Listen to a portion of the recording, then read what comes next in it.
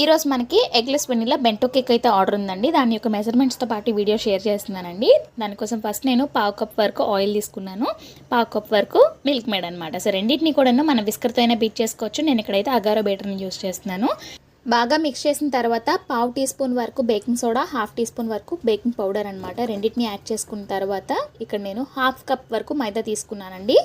And next నేను పావు cup వరకు డ్రింకింగ్ సోడా యాడ్ చేసుకుంటున్నాను. డ్రింక్తో అన్నిటిని కూడా బాగా మిక్స్ చేసుకోవాలన్నమాట. కేక్ బ్యాటర్ని అడ్జస్ట్ చేసుకుంటూ మనం పాలు యాడ్ చేసుకోవాలి లాస్ట్లోని. నేను ఇక్కడ పావు కప్ వరకు పాలు తీసుకున్నానండి.